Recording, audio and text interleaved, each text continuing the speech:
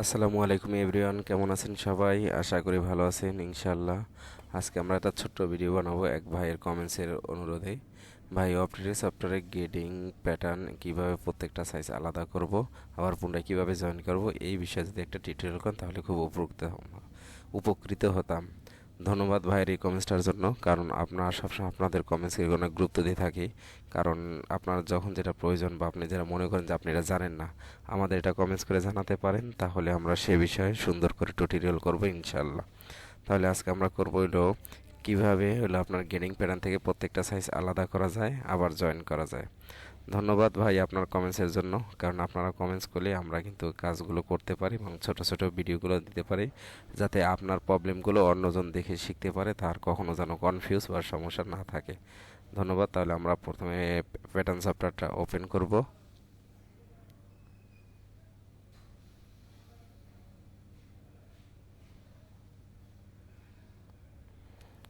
হ্যাঁ, আমাদের প্যাটার্ন সফটওয়্যারটা ওপেন হয়ে গেছে। এরপর আমাদের প্যাটার্ন ফাইলটা কোথায় আছে, আমরা সেখানে যাব, ফাইলে যাব, যাওয়ার পরে ওপেন, কন্ট্রোল ও বা ওপেন, এখানে যাব। যাওয়ার পরে হচ্ছে আমাদের যে একটা স্টাইল অ্যাভেলেবেল একটা স্টাইল আমরা নিয়ে নিয়েছি, সেই স্টাইল থেকে আমরা এটা ওপেন করব, ক্লিক দিব, এখানে ওপেন এসে ওপেন করব।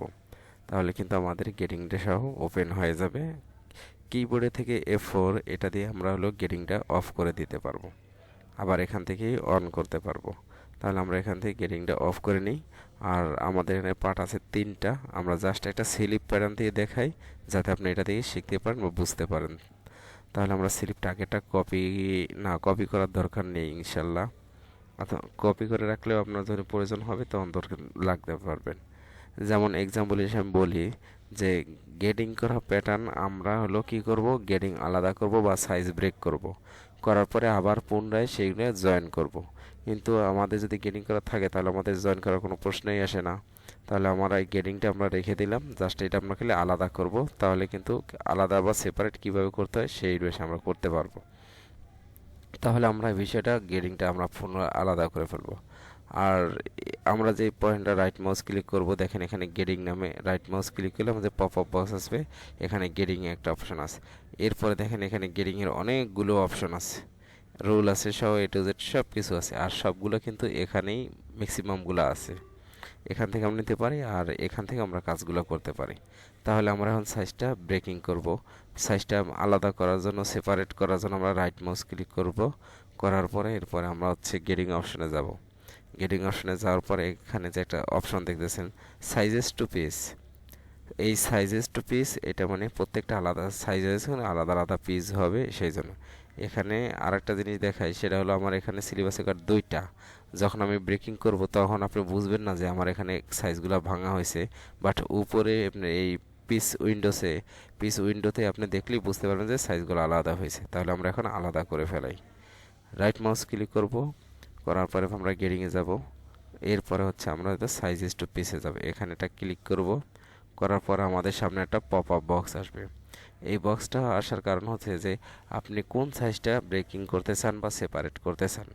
আপনি যদি এই সাইজটা দেন তাহলে এক সাইজ টিক দিবেন, অথবা এই সাইজ দিলে আপনি এই সাইজ টিক দিবেন।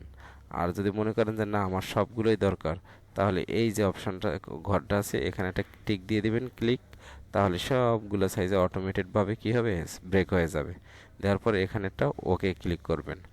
যখন ওকে ক্লিক করবেন তখন দেখেন এই যে এখানে কিন্তু সব চলে আসছে। দেখেন এখানে আমি চাপ দিলে সবগুলো কিন্তু নেমে গেছে। এখন কিন্তু আমার সব প্রত্যেকটা আলাদা আলাদা সাইজ হয়ে গেছে।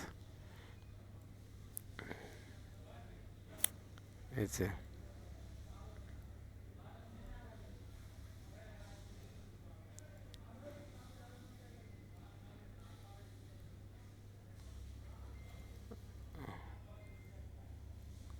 এই যে আমাদের কিন্তু সবগুলো সাইজ আলাদা আলাদাভাবে হয়ে গেছে, আর প্রত্যেকটা গেটিং কিন্তু আলাদা হয়ে গেছে।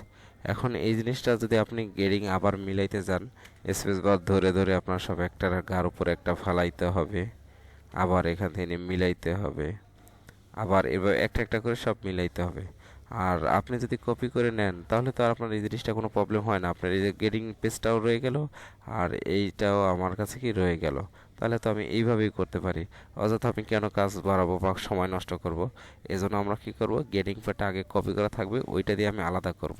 এইটা করলে হয় কি, যে আমাদের যদি মনে করেন সিলিপে একটা প্লেসমেন্ট বা প্রিন্ট থাকে, আলাদা করলে দরকার পড়ে ম্যাক্সিমাম সময়, তখন আমরা এই আলাদা একটার উপরে গেটিং দিলে হয় না, বা আমরা প্রিন্ট প্লেসমেন্ট করব আর্টওয়ার্কে দেখানোর জন্য। যেমন আমি আপনাকে আর্টওয়ার্কটা দেখাই, একটা আমার কাছে আছে। এই জিনিসটা এই কাজে সবচেয়ে লাগে বা কাজ করাটা হয়, সেটা হলো আমরা এখানে গেলাম, প্রোডাকশনে গেলাম, প্রাইমার, মিস্টার প্রাইস, এরপর হচ্ছে আমরা অ্যাক্টিক টপ, আর আছে এখানে রেড কালারটা দেখায়। আমরা আসলে সাইজ ব্রেকিংটা এই কারণেই করে থাকি, তাহলে সবচেয়ে ভালো হয় আর কি, পিডিএফ করার জন্য বা বোঝার জন্য। এই যে এখানে দেখতে পাচ্ছেন আমার কিন্তু সবগুলো সাইজ আছে। যখন আমরা এরকম সাইজটা ব্রেক করব, ব্রেক করার পর আলাদা আলাদা এরকম করে একটা পিডিএফ করে দেব, এইটা আমরা প্রিন্ট ফ্যাক্টরিতে পাঠালে তখন ডিজাইনার এভাবে প্লেসমেন্ট পজিশনগুলো দিলে তার জন্য ভালো হবে, বা আমাদের কাজটাও ক্লিয়ারভাবে স্মুথভাবে করা যায়। আশা করি আপনারা বুঝতে পারছেন। আর আমাদের ভিডিওগুলো দেখার জন্য আপনাদের অসংখ্য ধন্যবাদ। সবাই ভালো থাকবেন। আর পরবর্তীতে আমরা এইটারই আর একটা অপশন নিয়ে আসবো, সেখানে আপনি জোড়াও দেওয়া যাবে এবং আলাদাও করা যাবে। জাস্ট এইটা দিয়ে দেন, বেশি ভিডিও বড় হলে তখন আবার কেউ দেখতে চায় না। ধন্যবাদ সবাইকে, ভালো থাকবেন সবাই। আসসালামু আলাইকুম। পরবর্তী ভিডিও দেখার জন্য। আর আমি আবার একটু দেখাই দিচ্ছি। এখানে রাইট মাউস ক্লিক করবেন, গ্রেডিংয়ে যাবেন, সাইজেস টু পিস যাবেন, ক্লিক দিবেন, পপ আপ বক্স অনুযায়ী টিক দিয়ে দিবেন, এখানে ওকে দিবেন, বাস আপনার কাজ শেষ। ধন্যবাদ। আসসালামু আলাইকুম।